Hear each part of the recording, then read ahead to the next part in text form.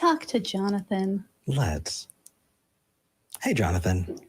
You're live with Eric and V. Hey, how's it going? Talk about. Hey, doing well. What's up? What do you want to talk about? Good. I'll try and make this quick. The last calls were pretty long. Anyway, I am an ex-Jehovah's Witness, and I have some fairly progressive family members. Cool. I did willingly leave at the age of 19. It's been about 5-6 years now since I've been gone.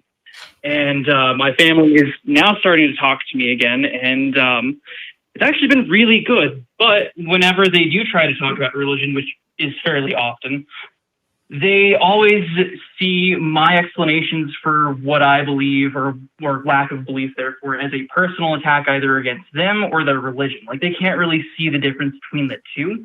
Mm-hmm. Do you guys have any, good ways to, help them see that they're not trying to figure out how to word this? Yeah. So there are ways that you can exemplify the difference between the person and the idea. Find common grounds that you disagree on, right? So maybe you both look at prosperity gospel preachers and go, "Wow, those guys are bad," right? And then if that comes up, then well, actually, I think the tactic is bad. If that person stopped employing that tactic and understood what they did was wrong and whatever they did, they could make amends or whatever the case is. Like, the person is not the idea, because they can change their ideas. And so valuing the person is so different. And I think that if you just find other examples that maybe aren't so contentious to show that there's a difference between the person and the idea, that'll help. Yeah, I was going to go along the same lines and say, pick something else first. We don't need to jump to the deep end of the pool right away. If you want to be part of a conversation about TV show or a sermon maybe that you both disagreed with, like you said, or something along those lines, and explore how you have different ideas and different contentions in a way that's less fraught emotionally, I suppose, would be a really, really good first step there. Okay. And then one other thing. So my father he wants to offer me a Bible study, and I'm very reluctant to accept something like that because, obviously I don't believe in the Bible or really any claims that it makes at all. But he wants to do this, and this is one of the few ways that I can actually sit down and have a conversation with him.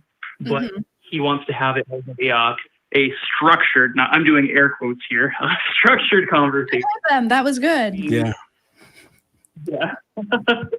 He wants to have a structured conversation, but what that means to him is he's going to find subjects from their website, and he's going to try and go over that with me, but won't really allow room for me to express my thoughts or feelings because that's not going along with the narrative, So here's the thing. You have agency.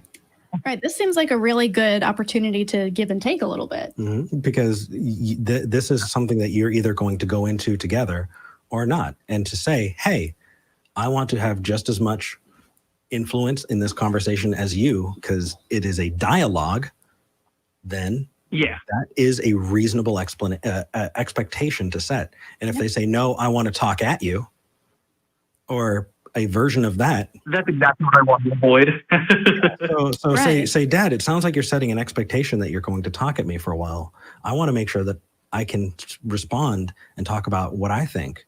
But I'm afraid that if I do that, you're going to shut things down. And that just feels like a excuse to lock me in place, not let me talk, and then proselytize at me. If we can have a conversation, if we can engage in this together, I would love to, Dad. Let's explore it together. But if you're going to just talk at me, no thanks, not interested. Yeah, and then you've given him an opportunity to have, what he wants, which is a Bible study with you. That's cool. If he wants to do that, this is how he gets that. And if he doesn't want to comply with this and doesn't want to bend, then okay, it's his fault for not agreeing to your terms that you're not interested. That's true. Yeah, I think it'd definitely be a good idea to set boundaries as far as this goes. So, okay, cool. I appreciate it, guys. Yeah, absolutely. For sure. And I just want to bookend it by saying, I don't know your family. I don't know your specific situations. And if this advice seems like the worst possible advice, You might want to go with your gut. Right, for sure. Definitely listen to your gut over strangers on the internet. Yeah, who don't know your family. And Right. not to say that your gut always gets you there, but just you know your situation better than we do. And if you want to go into more detail about that and find good strategies, I suggest finding a therapist who can help you out. Because then they can get to know you and know your family and know your structure, know how you view things and approach things, and can help kind of bolster you and a detailed approach from there. Okay. All right, Awesome. man. Well, thanks for calling in. And if you do end up having this this Bible study with your dad and he brings up a point that you want to talk about, feel free to call back. We'd love to hear how it goes. Absolutely. Okay. Well, awesome. Thank you, Eric. Thank you, V. Oh, and by the way, happy birthday, V. Thank you. Appreciate it. Take care, buddy.